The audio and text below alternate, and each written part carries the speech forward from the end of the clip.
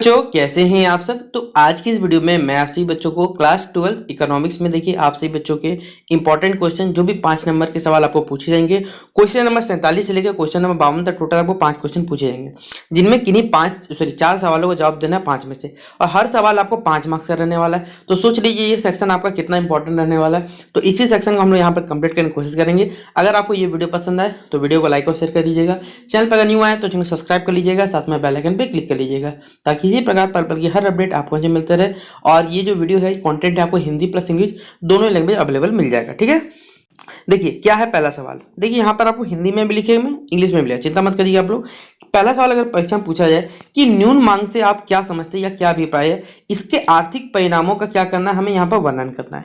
तो पहले समझ लेते हैं कि न्यून मांग होता क्या है। देखिए, जिसमें वस्तुओं तथा सेवाओं की जो कुल मांग होती है वो कुल पूर्ति से क्या होती है, कम होती है। तो उस कंडीशन को हम लोग क्या कहते हैं, मांग की कमी अथवा न्यून मांग की स्थिति हमें से कहा जाता है। ठीक है, अब यहाँ पर कुछ कथन है। देखिए कि सैम विलियम्स के अनुसार कहा जाता है कि न्यून मांग या तो कह सकते हैं मांग की कमी से तात्पर्य उस स्थिति से जिसमें वर्तमान जो कुल मांग होता है रोजगार की कुल मांग अथवा एवं कुल पूर्ति से क्या होता है, ये कम होता है। तो इस कंडीशन को भी आप कह सकते हैं एक प्रकार से।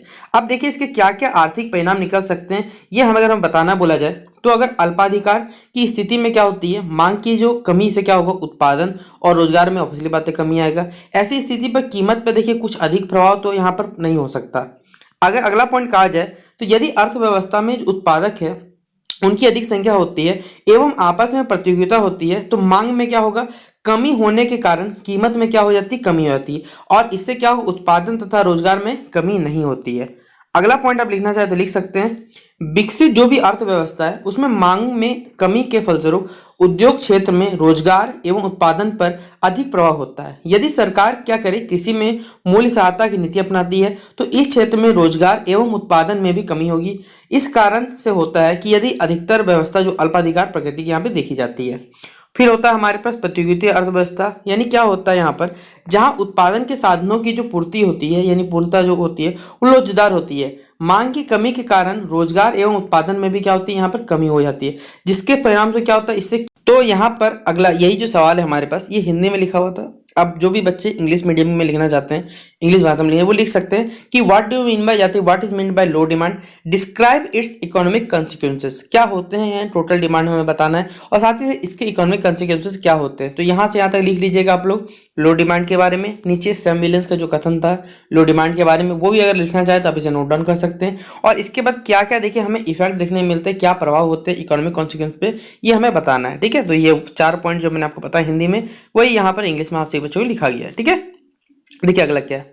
अब आपको सबसे इंपॉर्टेंट सवाल है, ये वाला पेपर में छपता है हमेशा, क्या है, कुल घरेलू उत्पाद तथा कुल राष्ट्रीय उत्पाद में अंतर बताइए। आपको देखिए हिंदी में शायद समझना है ये बात, लेकिन अगर यही चीज इंग्लिश में लिखा हो रहेगा ना, differentiate between GDP and total national product, अब आपको कुछ समझ में आ रहा है क्या हो सकता है। तो अब हम लोग इसी के बारे में देखिए चर्चा करने वाले। होता क्या, पहले देखिए जो कुल घरेलू उत्पाद एक देश की जो भौगोलिक सीमा में देखिए जो भी कह सकते हैं एक लेखा वर्ष में, मतलब एक साल में उत्पादित जितने भी सभी अंतिम वस्तुओं और सेवाओं का जो मौद्रिक मूल्य होता है वो उसके बराबर होता है। लेकिन जो कुल राष्ट्रीय उत्पाद का आकलन में किसी भी एक वर्ष में जो उत्पादित अंतिम वस्तुएं और सेवाओं के बाजार मूल्य के आधार पर यहाँ पर उसका निर्धारण किया जाता है, परंतु इससे विदेशों से प्राप्त जो आय भी सम्मिलित होती है। कुछ यहाँ पर कुल घरेलू उत्पाद तथा कुल राष्ट्रीय उत्पाद के अंतर समझने के लिए यहाँ पर एक बंद अर्थव्यवस्था एवं खुली अर्थव्यवस्था के अंतर को जानना आवश्यक है। एक बंद अथवा आत्मनिर्भर अर्थव्यवस्था वह है जिससे विदेश से कोई आर्थिक संबंध नहीं होता है। एक बंद अर्थव्यवस्था उस कमरे के समान होती है जिसमें सभी दरवाजे खिड़कियां बंद होती है। इसकी आर्थिक क्रियाओं का जो शेष होता है इसका कोई प्रभाव इसका नहीं पड़ता है, ये हमें बताया गया है। इस प्रकार की अर्थव्यवस्था में राष्ट्रीय उत्पाद की धारणा को समझना अत्यंत सरल है। यदि देश के प्राकृतिक संसाधन, श्रम और पूंजी लगाकर उनका उपयोग किया जाए तब प्रतिवर्ष जो हमारे पास एक निश्चित मात्रा जो भी उत्पाद होगा वस्तु सेवाओं का उसे कहा जाता है, यह कुल घरेलू उत्पाद होता है। लेकिन अगर हम लोग बात करें एक बंद अर्थव्यवस्था में कुल घरेलू उत्पाद तथा कुछ जो कुल राष्ट्रीय उत्पाद के बीच में कोई अंतर नहीं होता, परंतु वर्तमान समय में सभी अर्थव्यवस्थाएं क्या खुली हुई है, ये हमको मालूम है।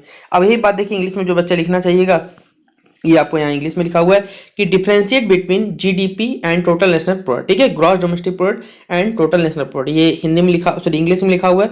आप इसे नोट डाउन करना चाहिए, इंग्लिश में नोट डाउन कर लीजिएगा। ठीक है, देखिए इसी तरह हमारे पास लिखा हुआ है। अगला सवाल देखिए यहाँ पूछा हुआ है कि मांग की कीमत लोच की अवधारणा का व्यवहारिक महत्व क्या है, यानी what is the practical importance of the concept of price elasticity of demand. देखिए क्या है, मांग की जो कीमत लोच अथवा मांग की लोच की अवधारणा व्यवहारिक दृष्टि से बहुत ही ज्यादा क्या महत्वपूर्ण है। प्रोफेसर जे एम किन्स के अनुसार यह सिद्धांत मार्शल की जो है सबसे बड़ी देन है। मांग की लोच के सिद्धांत का व्यवहारिक महत्व जो है वो यहाँ पर बताया गया कुछ इस प्रकार से, ठीक है, जैसे लिखा हुआ पढ़ सकते हैं, यही भाषा इंग्लिश में लिखा हुआ है, तो जो बच्चे इंग्लिश में नोट डाउन करना चाहे नोट डाउन कर लीजिएगा। अगला यहाँ पर देखिए, उत्पादन के क्षेत्र में मांग की लोच की अवधारणा का उत्पादन क्षेत्र में बहुत ज्यादा महत्व होता है। उपभोक्ताओं की मांग उत्पादन का क्या होता है, आधार होता है। अथवा यह कह सकते हैं उत्पादक उन्हीं वस्तुओं का अधिक उत्पादन करेगा जिनका सबसे ज्यादा क्या होता है, मांग क्या होता है, कम लोचदार होता है हमें। और यही बात यहाँ पे इंग्लिश में लिखा हुआ 1 नंबर पॉइंट कब लिख लीजिएगा, इसे नोट डाउन कर लीजिएगा। फिर अगला हमारे पास कीमत निर्धारण। मांग की लोच का जो सिद्धांत है वस्तुओं के कीमत निर्धारण में भी सहायक होता है। यदि उत्पादक लोचदार मांग वाली वस्तुओं की अधिक कीमत रखता है तो ऑब्वियसली बात है क्या हो जाएगा, यहाँ पर मांग आपका घट जाएगा। फिर अगला है हमारे पास प्राइसिंग, यानी वितरण करना हमें। वितरण के क्षेत्र में भी मांग के लोच का जो योगदान है भैया वो ऑब्वियसली बात है सिद्धांत महत्वपूर्ण है। उत्पादक उत्पत्ति के उन साधनों को अधिक पुरस्कार देते हैं जिनकी मांग उनके लिए क्या होती है, बेरोजगार होती है। इसके विपरीत क्या होता है, यहाँ पर उत्पादन के उन साधनों को कम मजदूरी मिलती है जिनकी मांग उत्पादक के लिए क्या है, बहुत ही ज्यादा लोचदार है, क्योंकि इसके बिना भी इसका काम चल सकता है, ठीक है। और तीसरा पॉइंट है हमारे पास यहाँ पर जो है कर निर्धारण, यानी जो कैसे टैक्स असेसमेंट जिसे आप लोग कहते हैं इंग्लिश में, ठीक है। देखिए क्या है, मांग की लोच के अध्ययन से सरकार को कर निर्धारण में सुविधा होती है। अगर सरकार ऐसी वस्तुओं पर कर लगाती है जिनकी मांग लोचदार होती है तो इन वस्तुओं की क्या हो जाएगी, मांग घट जाएगी। इसके फलस्वरूप क्या होगा, सरकार को पर्याप्त आय यहाँ पर प्राप्त नहीं होगी। यही कारण है कि बेरोजगार वस्तुओं पर कर की मात्रा प्राय अधिक रहती है, क्योंकि इन वस्तुओं की कीमत बढ़ने पर भी इनके मांग में विशेष कमी यहाँ पर नहीं देखी जाती है। और ये बात देखिए यहाँ पर लिखा हुआ है टैक्स असिस्टेंट में लिखा हुआ है 4था नंबर पॉइंट, जिसे आप लोग नोट डाउन कर लीजिएगा, ठीक है। देखिए इसे नोट डाउन करते रहिएगा आप लोग। अगला पॉइंट है हमारे पास परिवहन की दर निश्चित करने से, यानी देखिए परिवहन मतलब लाना सामान आना जाना, गाड़ी भाड़ा लगेगा, आपको पिछली बात है ना। क्या है देखिए यहाँ बताया गया कि भाड़े की जो दर होती है वो निश्चित करने में इस सिद्धांत के अध्ययन से सुविधा होती है। यदि यात्रियों की मांग जो है लोचदार है और भाड़े की दर जो है कम रखनी है तो क्या होगा, इससे अधिक दर रखने पर कम यात्री यातायात के साधनों का क्या करेंगे, उपयोग करेंगे, हमें बताया गया। और यही बात यहाँ पे इंग्लिश लिखा हुआ है क्वेश्चन नंबर पॉइंट नंबर बच्चों 5 in determining the rate of transportation, ठीक है, यही लिखा हुआ है यहाँ पे इंग्लिश में, तो इसे आप लोग नोट डाउन कर लीजिएगा। तो इसी प्रकार देखिए हमारे 3 क्वेश्चन जो इंपॉर्टेंट थे वो मैंने आपको आज के सेशन बता दिए। आपका जो इंपॉर्टेंट क्वेश्चन का सीरीज है वो लगातार एग्जाम से पहले आपको सारा का सारा कवर करा दिया जाएगा। तो आप सभी आर्ट्स के बच्चे स्टूडेंट के आर्ट्स है, कॉमर्स और साइंस के स्टूडेंट है, सभी देखिए चैनल को जितना हो सके शेयर कर दिए अपने दोस्तों के साथ। तो चलिए मिलते हैं नेक्स्ट वीडियो पे, तब तक के लिए जय हिंद जय भारत।